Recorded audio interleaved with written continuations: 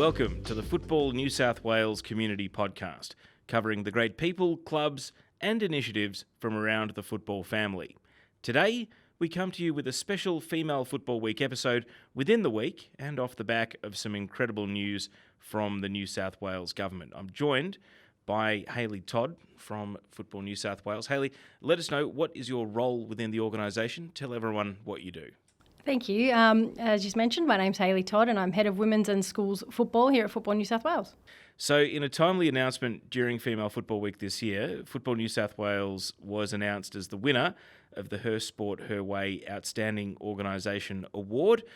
That's got to make you immensely proud, given that it's the portfolio you head up within the organisation. Yeah, it absolutely does. And, Football New South Wales have strived over the years to be the lead participation sport for women and girls, and to be recognised by a Her Sport, Her Way award is absolutely an amazing achievement. Female football is heavily structured within our pillars of our strategic plan. We have delivered Female Football Week for over 10 years now. There's a strong presence at all football associations with female football in their strategic plans, and as a game we're moving strong to ensure that women and girls have the ability to play and are the participation sport of choice for girls. So tell us more about the Her Sport, Her Way Outstanding Organisation Award though. What criteria is it given for, and what made Football New South Wales stand out? What's the reason that you've been recognised with it? Yeah, absolutely. So the criteria is around demonstrating commitment to strategy and pillar objectives. Some of the initiatives that Football New South Wales have achieved that have gone towards being successful in our award were securing a $10 million investment into female football as a part of the New South Wales Football Legacy Program. Ahead of co-hosting the FIFA Women's World Cup, the program aims to leverage the game that will be driving the world at that point and improving the capacity and capabilities of our wider football community to effectively meet the needs of our fast-growing female game. Since July, Football New South Wales have begun implementing some of the projects under the Legacy program, and a large part of that is ensuring that facilities are being upgraded to ensure we can support the growth of the game, not only for females but for males also. We have a range of scholarships available for coaches, referees, administrators of our game to make sure we're building capacity and strengthening our community clubs. Alongside some of the legacy programs, we've also been able to secure some projects for participation. So they can range from female gala days, World Cup activations, come and try sessions. Some clubs are looking at female cut uniforms for their teams, referee development, coach development, new training equipment, and new programs that will increase women and girls' participation. Now, Hayley, how long have you been working at Football New South Wales? I've been here for 19 years. And how many in your team at the moment? We have a legacy team of 5, and Northern New South Wales have their own legacy team that will also be implementing all of these initiatives. And so when you see Graham Arnold or Sam Kerr using their press conferences to talk about government funding, does it excite you to know that you and your staff and your team at Football New South Wales, when that government funding and funding gets activated, you actually have the hands-on role in actually seeing how it gets spent, in rolling it out, in making sure that there's return on investment, but that you actually see results in the football community, whether it's facilities, participation, growth, what have you. I mean, it must be nice to know that you've actually got a bit of hands-on responsibility in turning that vision into reality. Oh, it absolutely is. And to have advocates at a such high level promoting football as an opportunity for government to provide support funding-wise means that, we can put in practice some of the best playing environments that the players can, and coaches and referees and spectators can have. And to know that we've got advocates at such a high level promoting football, above all other codes is a real benefit for us, and having hands-on involvement in making sure these programs are delivered it's satisfying for myself and my team to be able to be part of such a huge journey. Female Football Week's been going for a decade. Tell us about the role Football New South Wales has played in growing it into what it is. Obviously, it's been adopted nationally. I used to work at Football Victoria, and we used to roll out our own version of it. But I guess you've been, as you mentioned, involved for almost 2 decades here. So where has it come from and where has it gone, and then where do you see it going? Absolutely. Look, we really invented Female Football Week to shine a spotlight on female football and really drive participation and other areas of our game, and supporting local clubs and associations to provide come and try activations to celebrate the amazing women and girls that they've got within their footprint. Female Football Week has come a long way. Initially, it was Football New South Wales driven events only, and now the associations and clubs are absolutely driving Female Football Week. You know, we've had close to 40 applications to host events. 60 amazing profiles have come through of amazing men and women in our sport who are really driving female participation at a local level. And we hope that, you know, one day there won't be a need for a Female Football Week, because female football will consume 50% of our participation base. And where do you see it going into the future? I mean, you say maybe not a need for it. I think that'd still be nice to celebrate it, even if we do meet 50-50 at some point in hopefully the not too distant future. But what do you think the next goals or aspirations or aims are, as not just the initiative in the week, but also your team and your staff continue to grow and raise the profile? Absolutely. Look, Female Football Week started as a New South Wales initiative, and it's grown to a national event, which further helps, I think, us and Football Australia in obtaining funds and dollars for female football, and to be allocated to be coming back down into our community clubs and associations to improve the standard in which we hold ourselves accountable in delivering football. And, for my team, we've this year implemented last year implemented a female football round, which showcases some of our high-level players who are, dominating the field at an NPL level every year. So, those players will then underpin the A-League women clubs, and I think it's a real great way to showcase female football right from grassroots all the way through to our elite level in NPL and certainly into A-League women.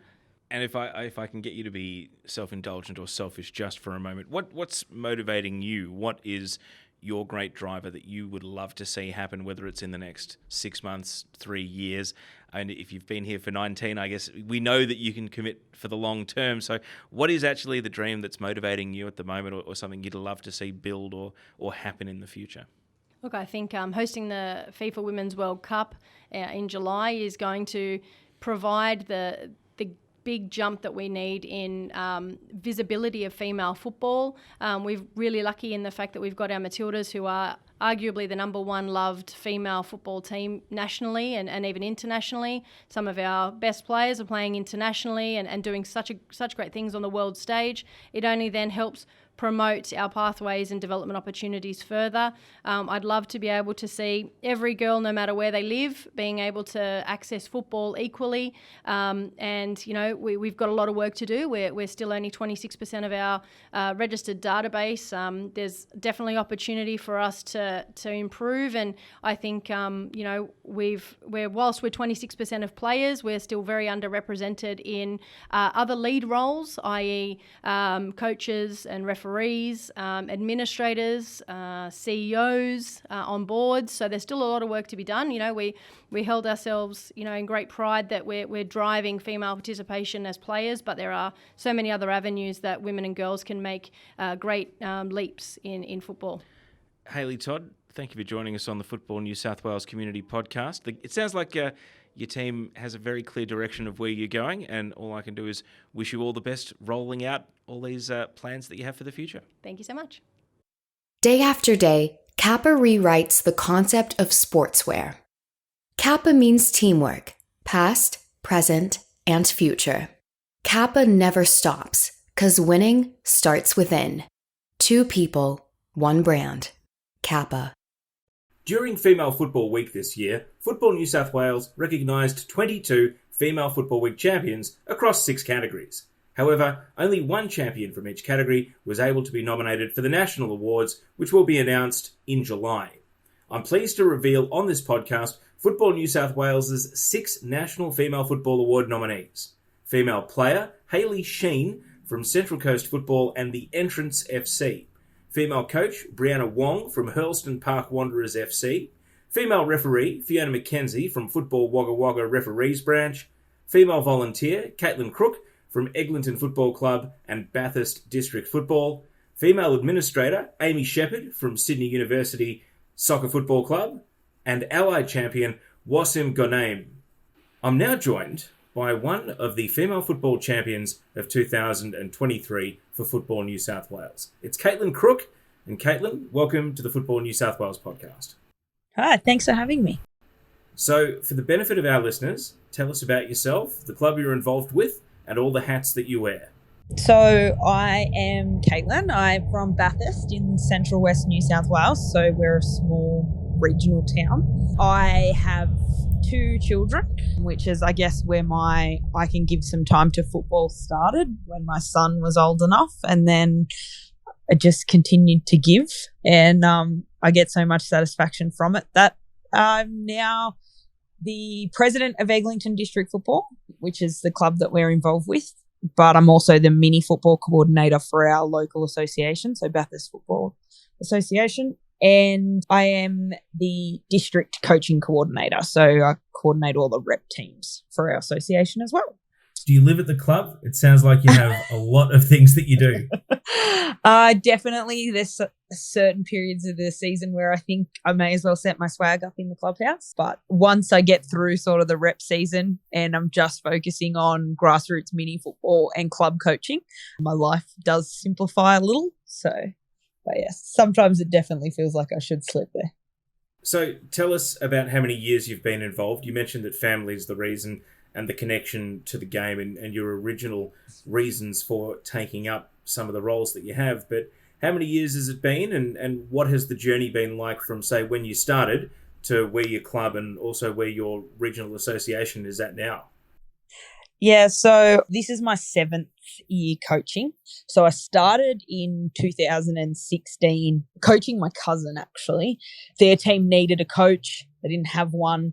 I was, early 20s. So I was like, yep, I'm happy to do this. And it's just sort of ignited a passion that I really enjoyed seeing that light bulb moment when they click to learning something new. So then once my son started playing, I thought, yep, I'm going to continue to coach him. And now they're in under 10s and my daughter's started playing this year. So coaching both their teams as well as another team in under 10s.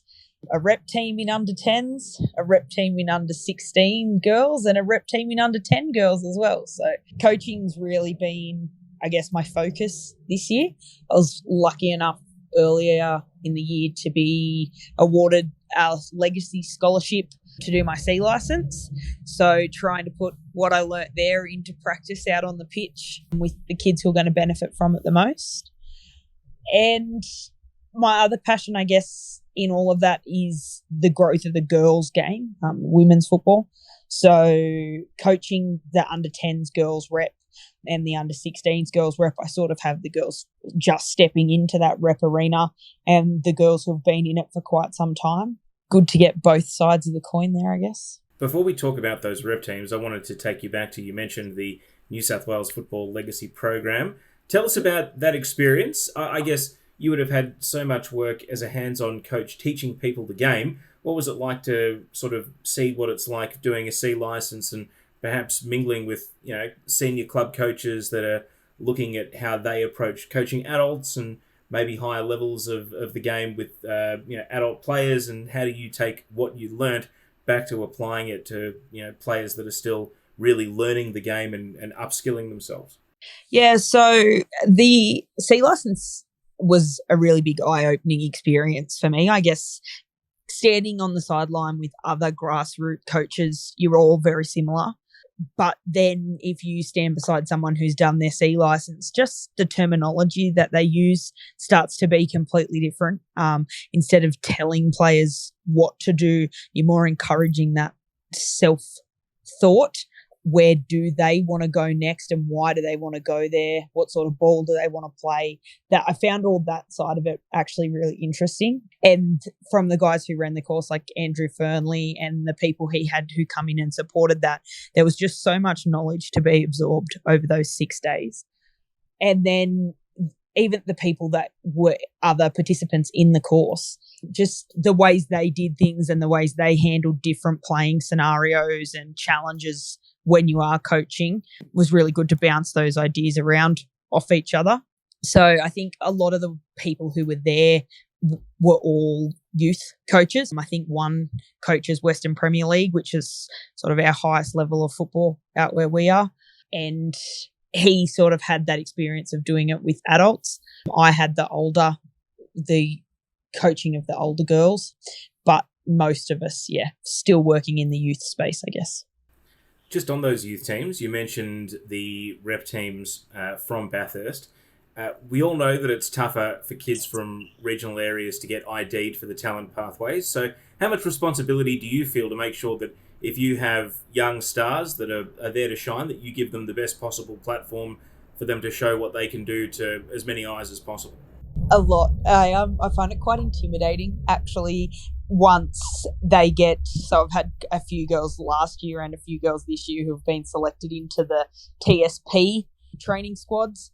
And just from the moment that happens, you know that they're attending an extra training session a week, that there's an expectation that they're going to play for that team in a certain way, and then trying to still have them play to the formation you play or what you want them to do in a game, and trying to create that adaptability within them to be able to transition from one team to the other, but make sure what they're learning at training is applicable in both scenarios. If I can get you to be self-indulgent for a moment, what did it mean to be recognised as one of the female football volunteer champions?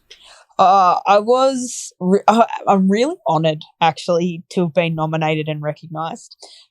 It sometimes can feel like you get thanks from the parents in your team when you're coaching a team, but the club administration stuff and all the stuff that goes on behind the scenes in preparing teams for competitions and preparing clubs for seasons can sometimes go a little unnoticed, I think. So once it was put out there and that post went up on the Football New South Wales page, I was like, oh, wow, people actually do realise. And I was really, really honoured. I was speechless for a little while. I spent a while trying to work out who nominated me. And just really proud, actually. It's great to hear. Now, I wanted to ask, what's the ambition, whether it's for the club, whether it's for the region, whether it's for one of the teams you coach, or whether it's for you personally, when you are setting goals for where you want to go? I mean, you're 7 years into what's been a pretty hectic journey, but given the ages of your kids, it sounds like there's a long way to go. So what is the ambition? What's the goal? Big picture for me is I just want to see as many people love the game as possible, regardless of if they're children or adults, whether they've played for a long time or whether they're just starting out playing, whether they don't play and they're just in club administration, whether they're supporters. I just want to see more and more people love the game. I think that's going to be one of the great things that the upcoming Women's World Cup does. It's drawing a lot of attention and getting a lot of exposure. We can see by the ticket sales that people are buying into being there, and I can only imagine how great that's actually going to be for football in this country. From a local perspective and for what I want to achieve, I haven't really thought too much long term. I did the female leadership course that was just completed by Football New South Wales 2 weeks ago, maybe 3 weeks ago now. And there's a lot of stuff in there about goal setting and objectives and things like that. So I'll take some time to reflect at the end of this season and work out where I actually want to target going and what I want to do with the club and the association and where we want to look to put them in the next few years. Well, Kaitlyn Crook, congratulations on being recognised in 2023 as a female football volunteer champion. It sounds as though there is so much more work to be done, though, so I won't hold you up any longer. Congratulations on what you've achieved so far and all the best going forward. Perfect. Thank you very much. Before finishing off, we want to pay tribute to the clubs and associations who have got behind Female Football Week in 2023. We had a total of 52 official events taking place across Football New South Wales community, making it the largest Female Football Week to date. Thank you to all our club volunteers, administrators, coaches, referees, and of course the players for making the week so special.